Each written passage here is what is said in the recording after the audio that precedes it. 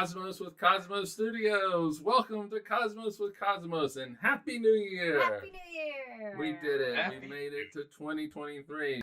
As always, I'm Mike. I'm Liz. And that's Brandon. Brandon. You got to give Hey him a guys, second. I am not in Cosmos with Cosmos Studios. Nope, he's live from Arizona, where it's a nice spring day. Oh, Yes, beautiful. always. 63 degrees and Yeah. rainy. It's beautiful. Yeah. Well, here it's snowy. Snowy. Snowy So here. It's snowy and cold, I but think- beautiful. It's like a post-white Christmas. Yeah, I think we're supposed to get a lot of snow this week. Yeah. So, Oh, All that's right. exciting. That's not going to work then. all right. So today is New Year's, obviously. So the Obviously. first day of 2023. But we're going to be talking about the year that was. The in year of this. past Hmm. of the past. As we did in 2021 and 2020. We must review all things that have happened, like everybody else. Yes, but we'll focus more on 2022, the year that was in astronomy, and so we'll take a nice little trip down memory lane, the past Mhm. 365 days, and see what Mhm. happened. See what I don't discoveries even have been made. remember what happened 2 weeks ago. There, Because So. of that there drink was you got stuff when I was making the list. There was stuff I'm like, oh shit! I thought that was like 2 years ago. Right? Yeah. And so That was this year? Wait, how long is this year? Or the last year What was? year is it? I don't know. I gotta tell you, time we're now in like Martian years now. Every Yeah. year's like a Martian year. Yeah. So Just all right, so Brandon, what you drinking? I know, Hey. I'm getting to it. What are you drinking, man? So I am drinking the Nebula of Christmas Past, oh, Looks which good. is just one of my favorites. White Russian. White Russian. Nothing fancy in it this time, except for my Scout dog who's right next to me Oh, now. Scout. You would have loved the gingerbread rum milkshake Mike made. Oh, that's right. Yeah, that's the Christmas. one I chose too. That was the hit. Apparently, that was Adam's favorite drink. My dad really liked it. I mean, it was good. good. It was It's good. It was good. We make some good drink. We did. Liz, what are we drinking? We are drinking Cosmic Bubblies, Oh, I should pick mine up. Yay! Yeah. which is an adult apple cider. Cheers, everybody. Cheers. All right, so as always, follow us on all the things. Drinking Cosmos at Twitter if you still want to do fucking Twitter. Cosmos with Cosmos on everything else. Follow us and rate us on everywhere where you get your podcast, the iTunes, Apples, Spotify, all that kind of good fun stuff. Anchor.fm. Yep, and don't forget to join us in the Hangover, and let's promote some people. Promote. Yeah, let's promote somebody that we just saw. We did just see her.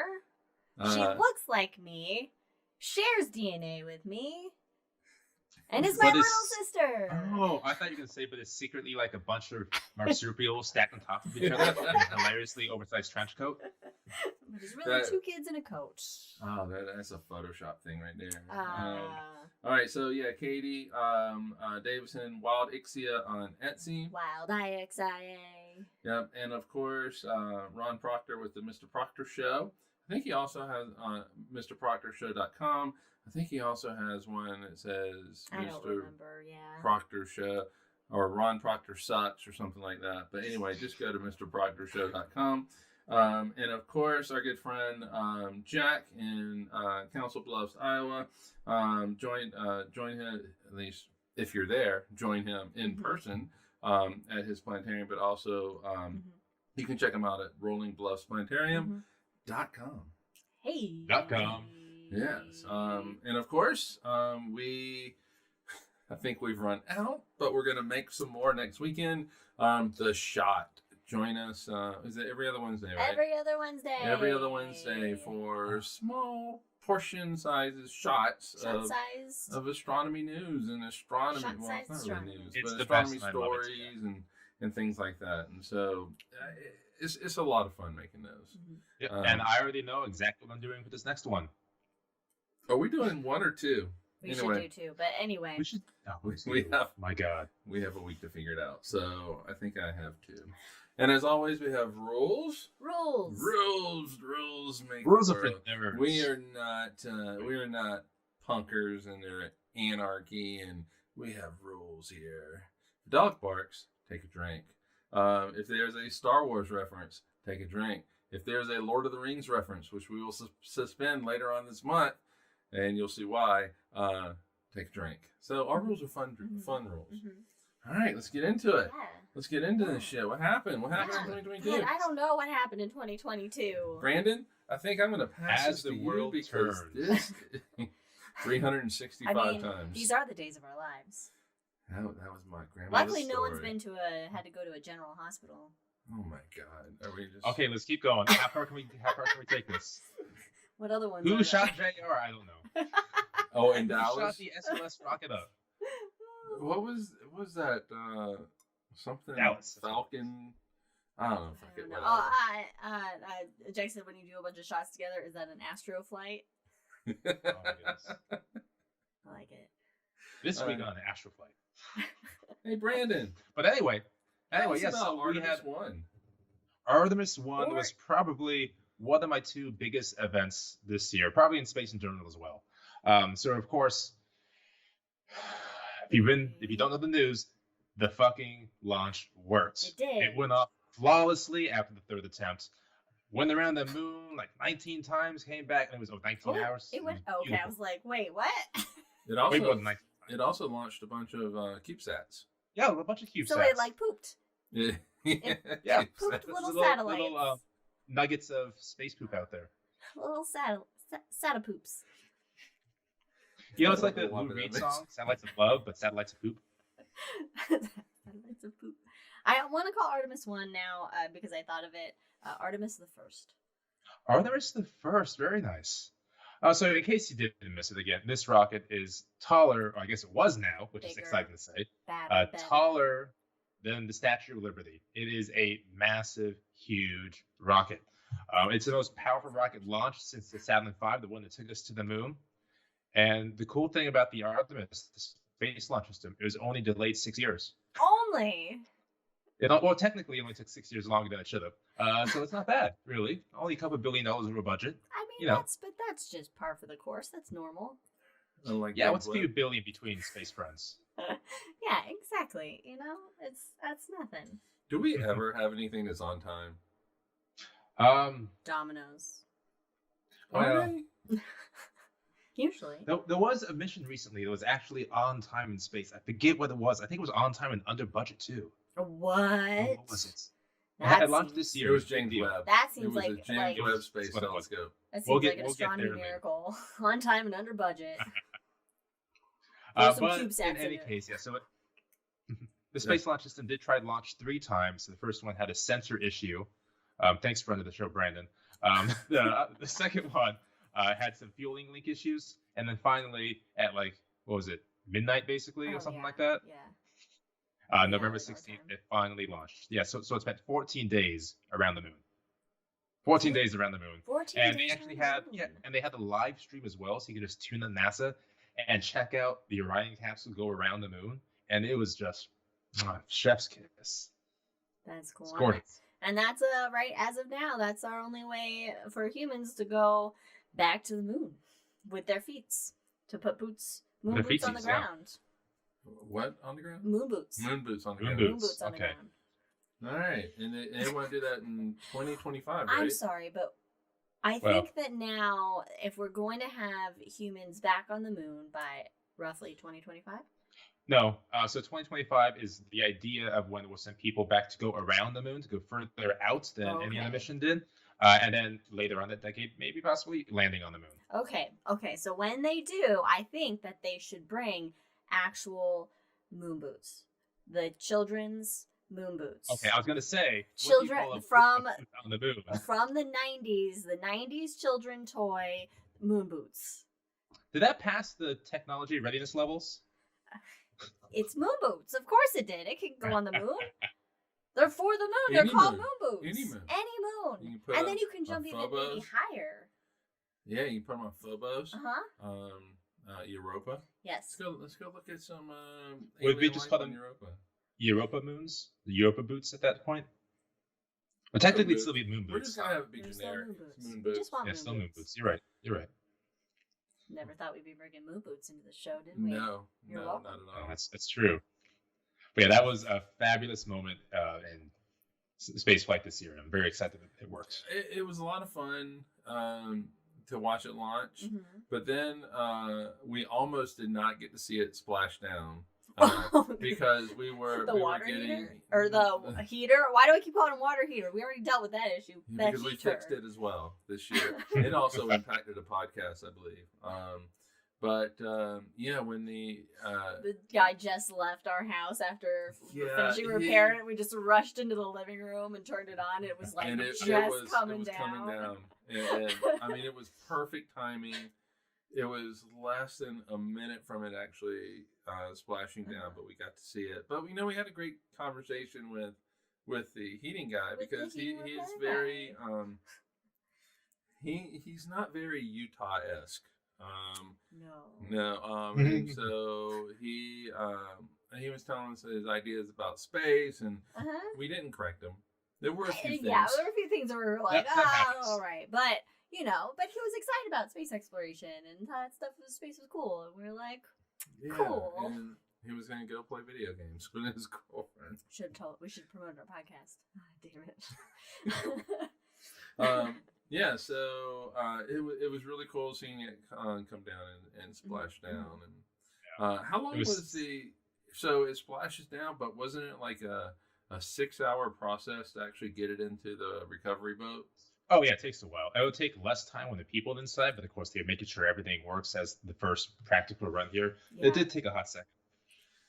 Yeah, it was. They drag it into this boat, or actually kind of up underneath and into this boat. That was kind of cool. All right, what else is going on with rockets and stuff like that? Well, let me ask you this. This is the Brandon part of the show. Okay. I didn't order the show. Somebody else did. So how many people, Liz, do you think are in space right now? 42 space people units. 42 space people. Okay, no, I'm going to try and give a legitimate guess. Maybe like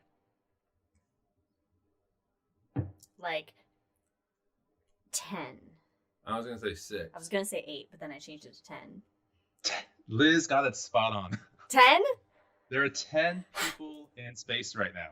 Yes! We, of course, have 7 on the permanently inhabited since, I think, 2001 International Space Station, 1998 rather, International Space Station.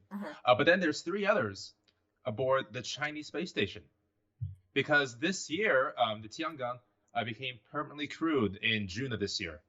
So now there are 2 space modules up in space with permanently inhabited modules. Very cool. That's cool. Is is there like a distance between the ISS and I'm not. Yeah, so if you remember Gravity, of course, when Sandra Bullock went to the Chinese space module, because it was in the same orbit as space station, no, they're in different orbits. Okay. Beautiful movie. Beautiful movie. Okay, they're in different don't orbits. too hard. And then so they won't will they pass by each other? Well, different inclinations and everything. I'm not sure. I have my doubts about it. Everybody's waves. Just waves to each other. Yeah. Oh, hey guys. By. It's like Top Gun. Yes, I don't have too much information about that, obviously. Are the Chinese? Are they going to allow other countries? Well, Russia's trying to get in on that since they're no longer interested in the space station, because capitalist pigs are trying to destroy their livelihoods or something like that. Okay. So they're going to try to partner with China, even though Russia doesn't have the funds. Roscosmos, the Russian space organization, they don't have the funds or the political motivation to do anything. They just want to not become more irrelevant than they currently are in space. Right. That's my opinion. Okay. Yeah. I mean, yeah. They have ground conquests that they have their eyes on right now. And they're not doing a very good job with it. As if it's fucking Anyway. Yeah. So that's China. Back here in this country, we have the Boeing Starliner, which finally successfully launched this last year after a couple years delayed. Again, everything in space is typically delayed a little bit, Starliner especially so. And this year, hopefully, in Q1, they will finally launch people to the space station. So successful launch for them, test launch, and hopefully good luck going forward. Okay, that'd be good. Yeah. And is that the main method of getting people to the ISS is with Starliner? That's one of the 2. Well, I guess one of the 3. So we have Starliner, we of course have SpaceX, Dragon, and then we have Russia as well. Japan has a vehicle to get up there, but that's just for supplies, not for people rated. Okay. SpaceX is they're gonna launch some people around the moon, right? That's an idea, yes, because they have the Dear Moon project with that Japanese billionaire to send 6 people, 1 woman, 6 people around the moon, including everyday astronaut guy. I forget his name, but he's going, which is kind of cool. Yeah, it's mainly like artists and stuff, right? If it was, isn't this like supposed to be some sort of like vacation or like a? It's so like a luxury trip or something. You know, it's like Ellie in Contact saying they should have sent a poet. That was the idea, is to send artists and poets. I don't think they're really sending artists and poets. I don't recall who, but yeah, the idea, I think it was probably next year or something like that, is to send people around the moon. That'll be delayed. So we're gonna have like possibly a bunch of rich celebrities possibly die. Cool. Well, to be fair, Brandon with a lot of hope. Yeah, it's gonna be delayed. I mean, everything's delayed. Don't worry about that. Except for one thing that was on time and under budget. And we don't even know we don't know what that was. I don't remember what it was, but it was a big moment. But yeah, so we talked about SpaceX there. They've also had a significant year. They've launched the most rockets of all time in a single year. They launched 61 rockets in a single year, and the vast majority of them were reused. Yeah, I do like the reusability feature of their rockets. Yeah. So, of course, most of that is due thanks to Glenn Shotwell, CEO of SpaceX. Yes. She's doing fabulous. Keep the megalomaniac yeah, that was incredibly impressive. Yeah, 61 launches is incredible for any country, let alone one organization. Yeah, so kudos to them. Man. Did they have any that failed? No, they had success, 100% success rate, I believe, this year. Nice. Wow, that seems crazy. That's good. Yeah. I mean, yeah, especially considering, 61. That's a big number. That is a big number. So you would that's more than one a week. That's true. Launch a rocket. It's insane. Jack says Kim K in Zero Gravity may make her silicone move back to its original locations. I think a lot of that silicone might have been imported in. Oh my god. I heard somehow Anyway. Kim K. Somehow I heard Kim Possible, and I got very confused. Kim Possible? I don't know. Okay, 90s kid. I need a drinking. All right, so that's kind of apparently my section until we get somewhere else. Where are we going next? We're gonna go what happened in Mars. 2022? We're going to Mars. Exciting stuff. Was that all in 2022? With Mars? I'll let you continue, but wow. Oh, okay. What a long year this has been. You see, I was going to hand this off to you. Scam dog. But I'll take it. Okay. I'll take it. So, let's talk a little bit about Mars. They, of course, we all know about Perseverance on Mars, and but there is another rover called Curiosity, but also curious, isn't it? Yeah. I make the same joke every time. But the Perseverance rover has. We're live. Stop banging around over there. Jesus. I had to show people my dog. Oh, I wasn't even looking. I had to show people my dog. All right, so Perseverance has a little helicopter there called Ingenuity. Ingenious, it is.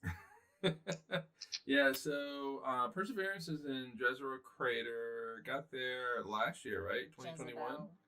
That seems yeah. It's been there for something like 600 days. Perseverance. So that seems about like 2021. Yeah, all I know is we had a big Super Bowl party, landing party, and that kind of stuff. Yeah, so, that was fun. But what they were expecting in Jezero Crater was a certain kind of rock called sedimentary rock, which forms in water. We have that here on Earth. We do. What they found was volcanic rock. Oh, wow. Yes, and so that was a surprise. And so Perseverance found that, and what we knew about this big feature in Jezero Crater that has a lot of olivine in it, which can form sounds cool. Volcanoes. Olivine. Is it green? Yeah, and formed with in volcanic processes and stuff like that. It's about the size of South Carolina. Oh, hey. Oh, there you go. I mean, I don't have anybody from South Carolina listening, but it's about as big as your state in South Carolina. But anyway, Perseverance rolled up into Jezero Crater and proved. Rolled up. proved that it was volcanic in origin. So there was some question about that, whether it was that olivine was from volcanoes or from impacts. And Jezero, Perseverance proved it. But what it did find was that basically the lava was created first, and then water filled in. Was there evidence of a volcano nearby, or do they know where that lava flow came from, or is it from Doesn't say. Just doesn't say. It could be just the floor is lava. Yeah, up underneath. Yeah. So, but anyway, the floor is lava, Mars edition. But a river basically filled in the crater to form a lake. Okay. So they know that there was water there. There was water present. But the rock, that's why they were expecting it to be sedimentary. Okay. But there is sedimentary rock that's there, and that's in that river delta that leads into into the big crater. And so one of the goals for Perseverance is to find not to find life, but maybe to find evidence of past life. Yeah. Like a leftover beer can on the side. Yeah. Exactly. Yeah. Okay. That type of thing. So, unfortunately, volcanic rock, igneous rock, igneous rock is not very conducive to keeping any kind of fossil record. Yeah. So, but sedimentary rock is, and Perseverance does have sedimentary rock samples, and so there's going to be a return sample. Yes. And they're storing caches around, right? For a future spacecraft to go. Yes, they are. And it's there that you'll find the truth of whether or not there was. If the truth is out there. A future. I have thoughts about that. Right. Doesn't matter. Also, Perseverance has recorded sounds on Mars, so that's kind of fun. Ghosts? No, we'll get into ghosts later. No, sounds. Ghosts on Mars? It has atmosphere, so sound waves propagate through the atmosphere, and you can record that. Yeah. Not only has Perseverance done that, but a little lander we'll talk about in a second called InSight actually did that as well. What are the fun noises it's heard on Mars? The dust devils, the wind blowing, and just the wind, just the wind. Yeah, but it's really it's called infrasound, so it's really a low frequency sound, and so you record it, but then you have to CM Designs, but then you have to speed it up so our ears can hear it. Oh. Yeah, and so it's it's like a reverse dog whistle. Yeah, pretty much. But it's a little helicopter. Ingenuity took 19 flights this year. Wow. Yeah, 19 flights, and it flew 3,756 meters. Now I'll put this in American for you. Thank you. That is 12,323 feet. I'll even make it even more American for you, 2.33 miles. Wow, okay. So it flew how long is that in Skittles? It's a lot of Skittles. It is a lot of Skittles. But that's how far it flew this year. Okay. We can get an Ingenuity drone shot of our band Ghost on Mars. Playing in Jezero Crater. Just look all apathetic and nonchalant. Yeah. Okay. It is 300,756 Skittles. Oh, that's a good amount. Wow, you just did that? Yeah, because Skittles basically a centimeter. That's a fancy physics man right there. Yeah, 300,756 Skittles. How high? Do you know how high Ingenuity has flown? It's about 10 meters. It's pretty good. Yeah, I don't recall the exact amount, but you see the videos. It goes up pretty high. It's neat.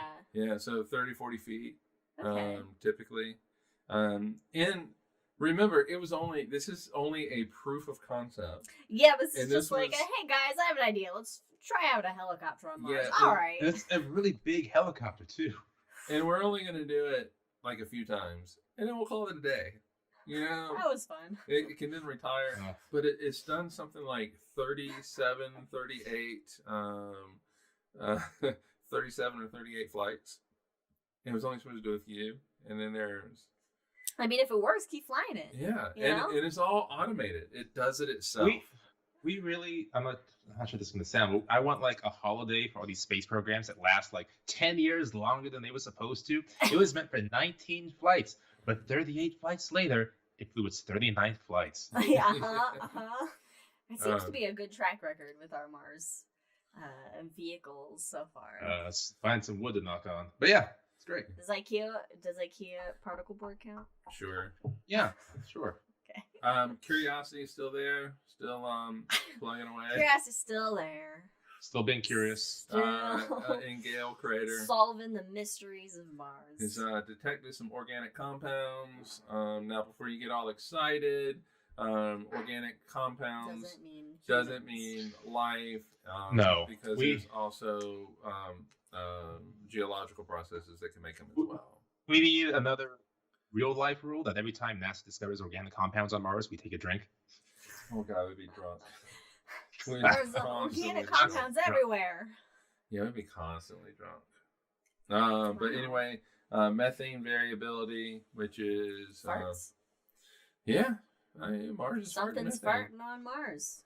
Yeah, the whole thing about methane is it's pretty interesting that, all right, so I know we've said this before in podcasts. We've done like 1,000 of these things. But anyway, cows are notorious for making methane. Life on Earth is notorious for making methane. So when you do have, and methane doesn't last long before ultraviolet light breaks it down. It just kind of poots out.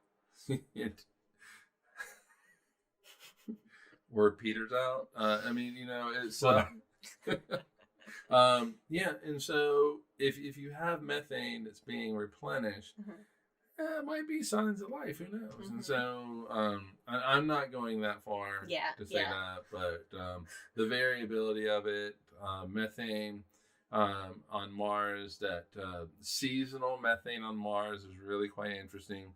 And so we'll see what happens with that. Also on Mars, we have the InSight lander, not a rover.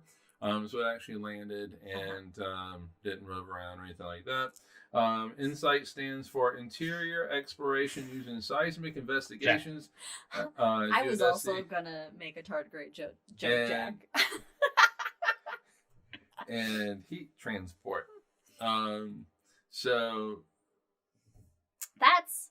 Yeah, the T stands for tardigrades. Why...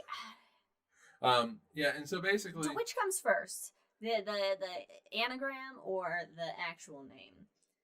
Typically, it's the name that they say, this is a cool sounding name because it's an InSight. They look interior to Mars, and then they finagle the right words. Then they have and they're literally NASA rocket scientists, so they can figure out some names once in a while. They can figure out words.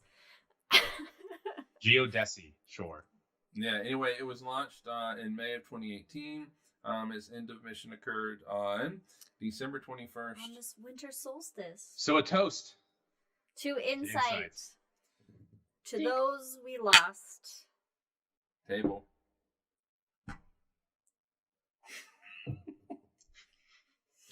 As long as you get it in there. And so its goals were basically to determine the size of the core of Mars. Basically, it was looking down. It was looking instead down. of looking up and kind of just looking down surface. this time. It was getting in there. So it wasn't outside. It's like we want to know what's inside. Exactly. How's that bubble? I know we did. We did. So basically, it was looking at the crust, the mantle, thermal state of the interior, all kinds of stuff. Picking up Mars quakes. I mean, that's cool. That is something that's a cool feature on Mars, is the Mars quakes. Yeah. And it caught, over 300 Mars quakes as well? Yeah. And the thing about Mars is it doesn't have plate tectonics. It doesn't have... No, it's not plates shifting of around. crust shifting around. But you want to know what's really cool about some of these? What's Someone that? calls about meteorites. Cool. Oh, yeah. Slamming just in. slamming In fact, into the surface. 2021, so not this year, but 2021, last year at this point, it recorded 4 meteorite impacts. Okay. Yeah. And one of which they were able to, I guess, measure and find out where it hit and take a picture of it. Yeah, they found they have some the cool impact. pictures. I mean, that's really neat to have that. I mean, stupid Mars dust covering up solar panels. I know, right? Okay, so I have this as the fourth bullet point, but it kind of it falls under this Mars quake thing, and I don't know if this was caused by just a regular Mars quake or if from an impact. But what insight? It recorded a Mars quake, and it's recording the waves of this Mars quake as it goes through doing a little seismography. Yes, exactly. And it found evidence. Potential evidence for molten rock beneath the surface, which is completely unexpected. Yeah, because it's supposed to be pretty. It's have like a cooled core, right? Yeah. So this core is supposed to be solid, but this is up near the surface. So it is pretty close to the surface.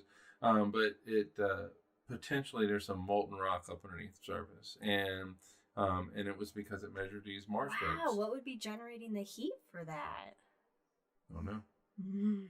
I'm sure that there's some thoughts, but going all back to seeing designs.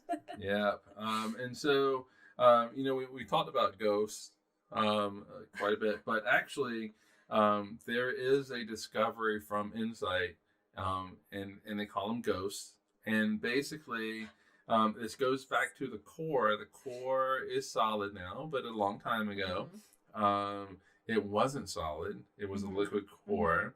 As the planet was coming together, new baby Mars. Yeah, and before it took its fiber. It had electrical currents going through that.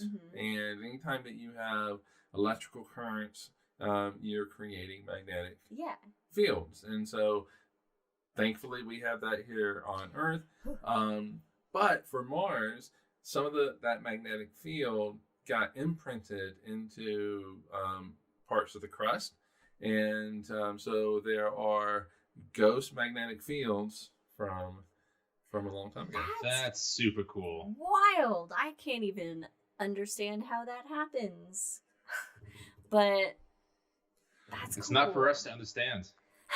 I guess it is technically now. It is. Well, I mean, there's a lot of iron. There's a lot of iron in Mars, and so iron is really susceptible to magnetic fields. Hence the iron shavings that you always have in with the little Etch-a-sketch. Yeah, that type of I thing. never knew that was iron as a child. And it sounds like a very unsafe toy now. Oh, at least it wasn't mercury or lead. Yeah. Or lead. That's true. I remember as a kid, like, oh man, my mom don't feel good, and she take your temperature, and it was a mercury thermometer, and you didn't think anything of it. And if it broke, you could push the mercury around, not knowing. It's the best. You're gonna die and all this kind of stuff. I'm like, I like mercury. It's cool. I mean, Mike turned out to be a well-rounded individual. No harm came. Yeah, I don't know about that. But also, before InSight passed, it measured things like weather fronts, dust storms, infrasound, as we talked about with Perseverance, but also dust devils. The interesting thing about the dust devils, though, is it never took a picture of a dust devil. Really? It used its. It was always inferred from the data it was collecting. Oh, wow. Yeah, and I believe Perseverance recently got a really good video of a dust devil too. We should make like a little a cleaner bot to send there, so it can just drive around and then brush off Dust the buster? solar panels, for rovers. It's like she's a little like butler house cleaning bot. Yeah. A maid on Mars. You can call it. Hey, although we that already was have solid. What's that called? Oh, it's a maid on Mars. That's good. That's really good. You want to tell us about DART? I can tell us about DART. But make sure to do the first line. Oh. It worked. Oh, it worked really well, DART, too. Double asteroid redirection test. What else could we come up with for DART? No, I won't think about that now anyway. There you go. What did it do? Well, the great thing about DART is we spent a lot of money making this big spacecraft that then we were going to destroy. purposely destroy because it slammed into this moon Excellent. of an asteroid. I love that asteroids have moons. I think that's really cool. And you have Didymos is the asteroid, and Dimorphos is the moon. And these asteroids are like rubble piles. So it's like loosely stuck together clumps of rock and pebbles and, you know, that kind of thing. So we basically were like, hey, you know how all the dinosaurs were wiped out by an asteroid impact, and we have all those movies about asteroids impacting and dying, and we send, you know, celebrities off to go save the world and shit. What if we actually try to move an asteroid out of the way?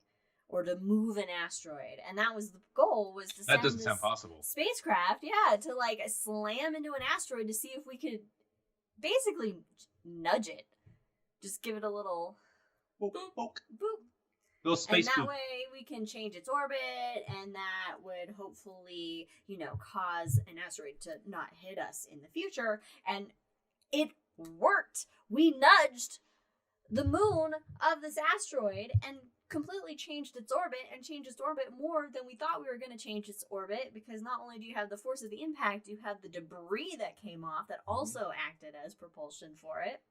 Yeah, there were a lot of cool pictures, and it was just cool.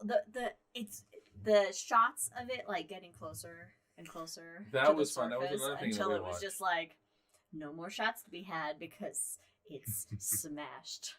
That was so cool watching that though. Oh, in real time, you can see it closer and closer, and then it got so close I couldn't think it would get any closer, and then it did. And then it got closer, and it's like, oh god. So how much? It's how gonna much did hit. we change it?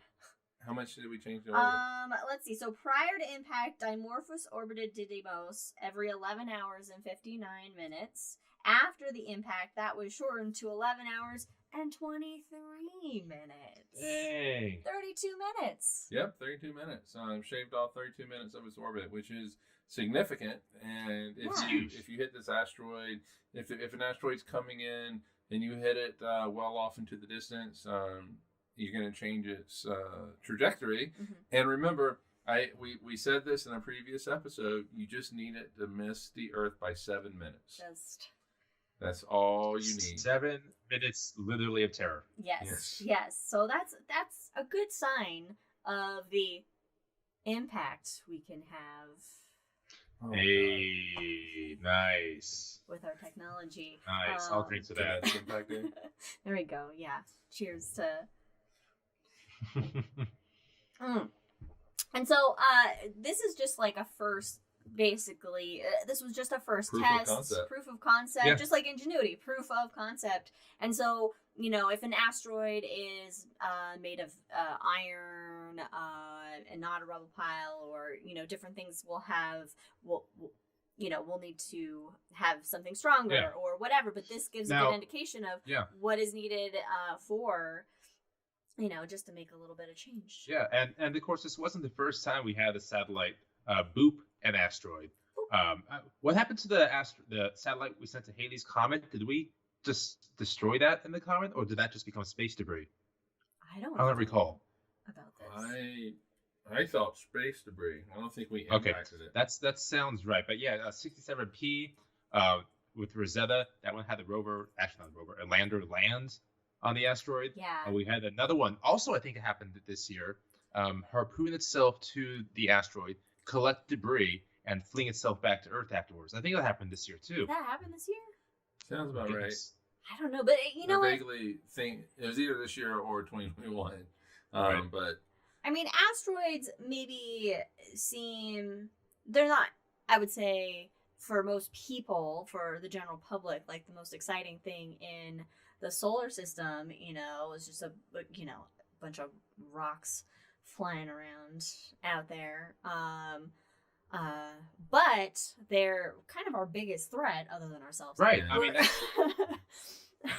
So you know, it's really good to be seeing all these different missions that are going to asteroids to not just learn about them, but then also be like, hey, let's try saving the planet just in case. Yeah.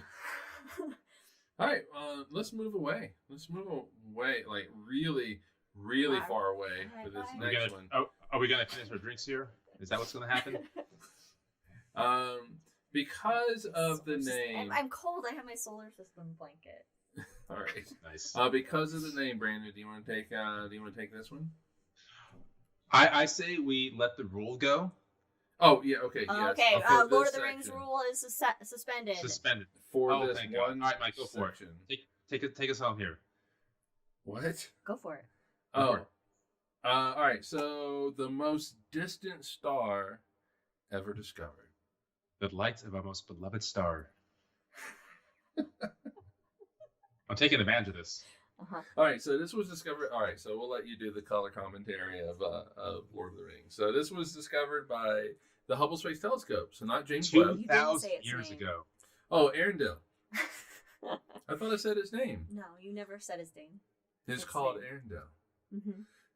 And so this is the most distant star ever discovered by the Hubble Space Telescope, and this star. It is. This star is 12.8 billion light years away. And the universe is 13.8 billion light years old. Yeah, so the universe was really Nice. 900 million to 1 billion years old. It's a with baby this star. universe. Yeah, it's a baby universe. And so the previous record was a star that was 8.8 billion Wow, light that years away. crushes it. So this is significant. Yeah. Now, I do want to clear something up here. The Hubble Space Telescope and James Webb can't actually take a snapshot of a star that is that distant away. So it needs a little bit of help. Mm-hmm. It just doesn't have the resolution to do that. So it was It discovered. needs some kind of fellowship to help him out. Hence why the rule is suspended. But as long as the company is true. All right, so it was discovered with the help of gravitational lensing. Mm-hmm. And so between us and the galaxy that actually has this star, there's a very massive galactic cluster in between us and it. And the light from that galaxy, from that star, gets lensed, gravitationally lensed, bent around, and it appears brighter. But still, we need a perfect kind of setup where this star actually is perfectly aligned with us and that foreground galaxy galactic cluster, and its brightness gets brightened like thousands of times, allowing the Hubble Space Telescope to actually see it. And it's a transient event, and so the star is moving around the center of the galaxy. So we were just at the right time, right place, in the right place. Right So technology. that galaxy with the gravitational lensing is really acting as the mirror Galadriel, allowing the Hubble to see deep into the future, or the past rather. Yes. Yes. In this case, yeah, the past. Make sure I was on the right page. All right. So this star itself is about 10 to 100 times the mass of the sun. So it's a massive star. So that star is no longer here. No. That star. That star would have long time ago went supernova. And so it wasn't at these stars don't live long. And so it wasn't one of the first stars in the universe. But it was one of the first stars to it was one of the first groups of stars to explode and start and see the universe with the heavier elements yeah. that led to us, to you and me. I didn't know what you were gonna do with your nose, but bones and gold rings and The iron in your blood. yeah. Which means which then just adding on to that material spread out in all directions of its surroundings. So materials that go into what we know of as life came our way, but also went out other directions. Yep. And so if life can be here, it can be anywhere. So you might be wondering, why in the world are we doing Lord of the Rings references for this? Because it's called Arendelle. Yeah, but the guy who discovered it is a huge Lord of the Rings nerd, and so he named it after the half-elf mariner who carried a heavenly jewel into the sky in the Silmarillion. So I also want to point out, if it was named after an elf, there'd be an issue because the star exploded. But because it was a half elf, it had a lifespan, just like the star did. hey, there you go. Yeah, so Which technically the elves have a lifespan too, but we'll get into that later. Okay. in a few Show weeks. your cuffs to the camera. Oh my goodness! So first of all, this is a really cool Christmas gift. Look in here. It's all Lord of the Rings stuff. And then the cuffs have, yes, Yeah. very cool. The two Thanks, cuffs to sister. rule them all. So on the 29th, we're going to have a podcast called Tolkien's Universe. If Brandon is available and not traveling, Yes. Otherwise, So- we will push it. So otherwise it'll be pushed. But it'll be Thank you. this will be like a 5-hour show where we just talk about Lord of the Rings. A Basically, 3-hour show. Yeah, it's gonna. Hey! Hey, Brandon's sister. Hey. Perfect timing. Perfect timing. All right. All right. So let's. Speaking of stars, and this star went supernova, right? Big bada long- boom. the big time boom a long bada time boom, ago. A long bada time ago. It may have created a black hole. So let's talk about a couple of black hole bits of news that occurred in 2022. 2022. Yeah, we're in. We're now in 2020. We have the hardest time as humans just making that switch to a Yeah, new we year. did. Yeah, we did. The closest black hole has been discovered. It was discovered in 2022. And the Milky Way is estimated to have about 100 million black holes. It's a lot of black holes. That's a It's a couple. lot of black Luckily, holes. it's a good thing space is real big. Otherwise, that's not a good thing. And it's, I'm assuming Brandon out of this, millions and millions of black holes. But you gotta say it right.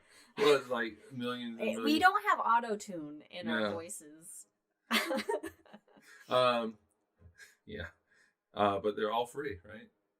Millions and millions of peaches. Millions of peaches. Yeah, No, the black hole. Oh, Wait, I don't know. Wait, what are oh, you thinking? okay, Never yeah, mind. yeah. Let's move on. Oh. Anyway, the song. All right, yeah. so astronomers used the Gaia spacecraft data sets to actually find the black hole. So they found it in the data itself, and In the data. imagine. The black hole itself is in a binary system with a sun-type star, and this has got astronomers excited because the black hole has about a mass of 10 solar masses, and these types of setups where you have a black hole and a sun-type star really aren't going to work out for the sun type well, star? no, they're very rare. Oh, okay. So they probably don't work out most of the Most time. of the time Yeah. for the sun like star. And how the system was formed is not really known. So is they have some ideas, but- is the black hole giving little tugs on that star? Is there any indication of it, or is it at a stable That's exactly orbit? how they found it, because these Okay, so it's starting to be right like, no okay, Oh. I'll tell you. The sun and the star and the black hole, they take about 6 months to go around each other. Uh-huh. So the black hole is too far away to actually pull Oh, so it's okay. matter off of the star, but what it can do is it can as the star gets pulled around the black hole, we see it make these little tiny circles kind of in the sky, and so we can see it's not going a straight line. It's not going a straight line. It's this little helix motion, and so Okay, so we can see that. So we still see the gravitational effects We see of the gravitational black hole effects. on the star, but it's not in the way that we would expect as far as the black hole eating, oh yeah, it's not eating it. feeding. No. Yeah, so yeah, That and so its prey is just out of reach. yeah, to strip stuff off Mhm. that star. Yes. But this is in a way how we find other objects that have that we just can't see, Gravity. but we see its effects on other things. Like this is one way that you can find exoplanets. It's not the most efficient way to find exoplanets, but you can find them because it'll tug on the star, and the star. And you've got the planet hunters on your shirt. I do. Merry Christmas to me, Planet Ooh, Finders. that's a cool one. The black hole is only 1,570 light years away. That's And this that's is a little close. that's a little close. Yeah, but that made A me little close. all right. So if you could go out and you looked at the star you can see, the light that enters your eyes obviously left that star 1,570 years ago. And I was like, that's pretty close in history. Yeah. And the light that enters your eyes left that star 23 years before the Roman Empire fell, which I just think is really cool. That's cool. Wow. I guess that depends how you define the collapse of the Roman Empire, because we can, of course, get business in. All right. Well, this is the collapse of the Western Empire, and so the main Roman Empire, not when it splits. this is It's already collapsed. this is when there were no more Roman emperors ruling from Italy. There are near zero emperors. That's right. That was a reach. That was a reach, guys. I'm sorry. 23 years. Oh, wow. Yeah, 23 years before the Roman Empire fell. Huh. That was only 1,500 years ago? Yeah, roughly. God, that seems... Anyway. 476 or something like that. This system's song is Black Hole Sun. This is a perfect black hole sun. Black hole sun. Well, that's all you can do. What? So that's all you can do. Yeah. Black hole. All right. In other black hole news, Sagittarius A star. Hey, that's ours. Yes, had its picture taken this year. So, Wow. I mean, technically, the other black hole is ours as well. It's in our galaxy, but this is our fair. big one. This is our This supermassive is the mama one. black hole. Yeah, this black hole has a mass of 4.3 million times that of the sun. So the previous black hole was, I don't know, something like 10 times the mass of the sun. So this is a big one. Super massive. Yeah, black hole. Nice. And so the Event Horizon telescope actually took its picture. And, it's not like you can take a camera, hook it up to the back of a telescope and go, don't move. Say cheese. Don't move. Yep, say cheese. It's actually this big process. They have, they used 8 radio telescopes. So telescopes, these big radio dishes from all around the world, 8 of them. And they all came together. Yep, they were connected, and they use interferometry. So the light waves come in and they interfere with each other, and you're able to see, some important information or whatever you're looking at. In this particular case, we're looking at Sagittarius A star.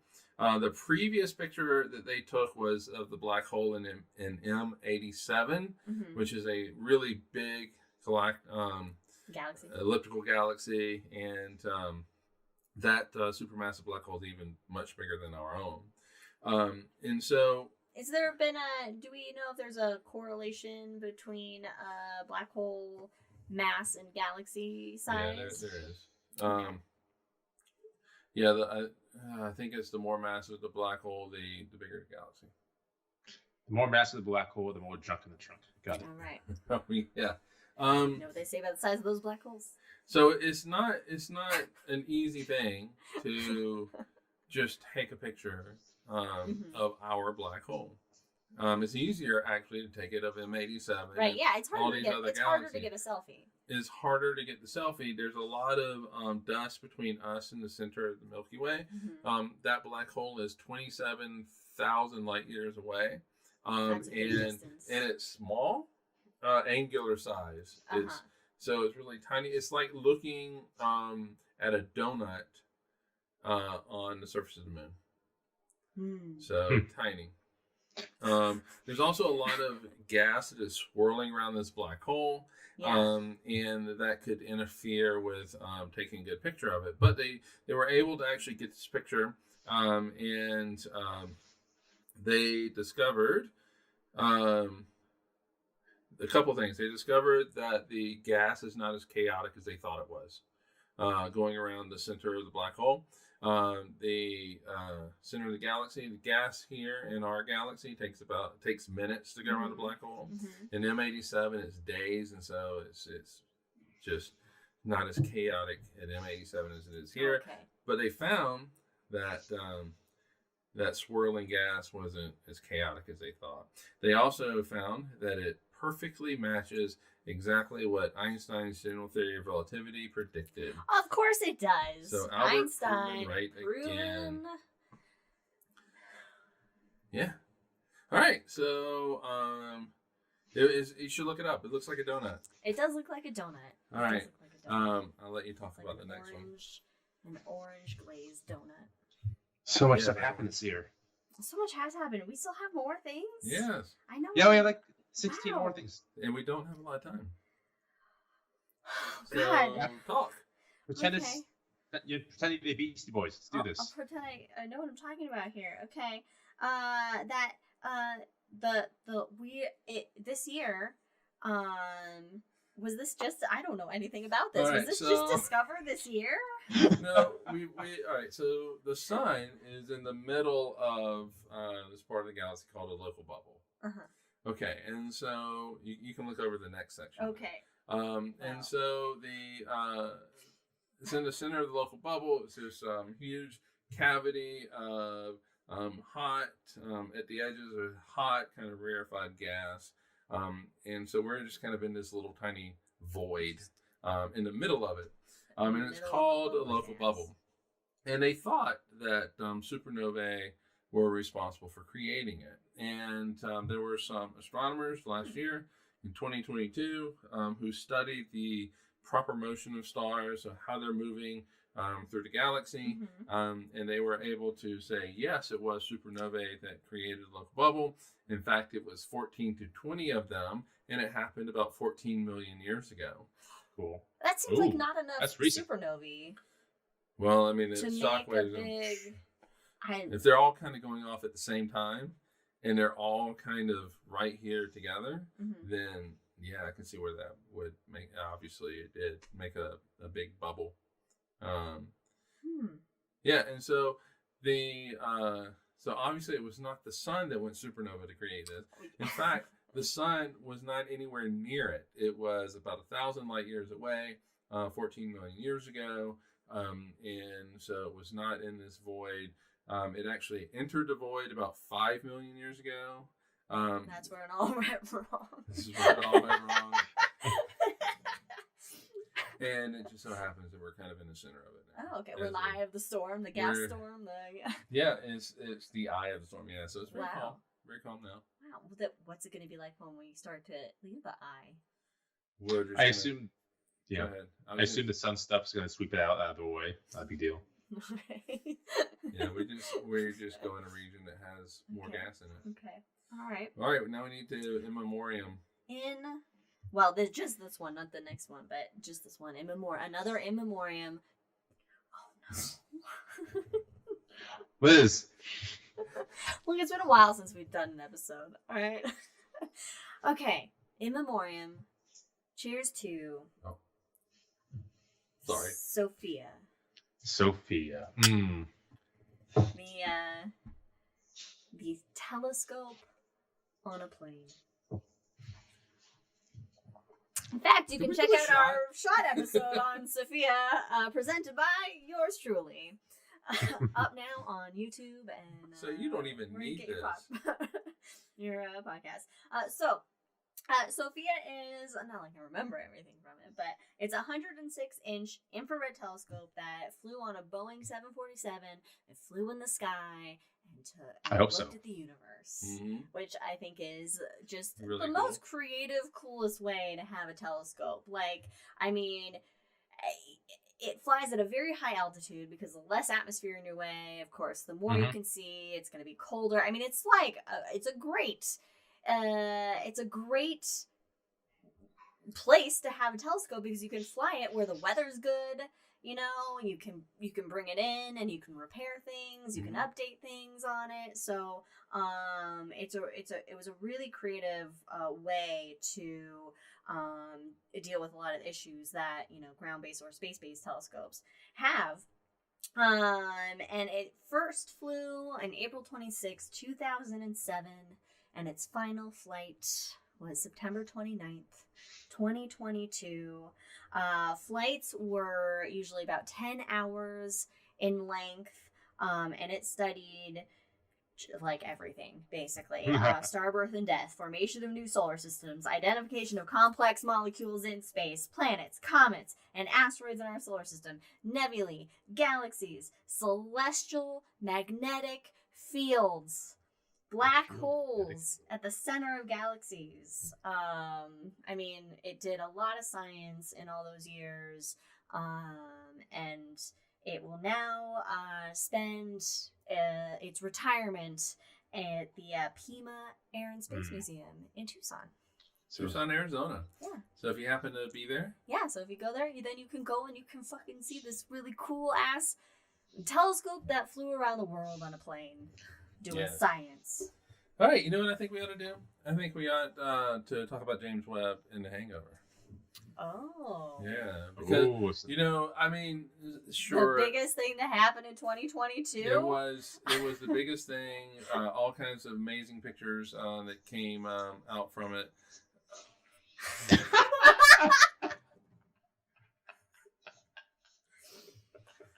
I'll drink to that. I love your sister, Amber. That was beautiful. That was beautiful. All Welcome right. to hang out with us anytime you want. So yes, it was the biggest news of the year, astronomy wise. Arguably the biggest news of the year, because I mean, you could have people that say, no, the whole thing I'm working on is bigger news, but but there were a lot of other things that happened as we all heard about in the past hour. So why don't we talk about James Webb and The Hangover? Yeah. And I can let my dog out because she is pouting real hard right now at me. Okay, yeah, Jack was pouting at us too, dog Jack. Although, I don't know, Jack could be pouting at us from over there. So thanks for joining us here at Cosmos with Cosmos, and definitely join us for The Hangover next, but also in a couple of weeks where we have a January High in the Sky. That will be on the 15th of January. And of course, check out the shot and everything, and everybody have a great couple of weeks. Have a great, safe and amazing 2023, and don't get COVID. Yeah. And I'll see you for Tolkien's Universe because I'll be out the next one. All right, so cheers everybody. Bye.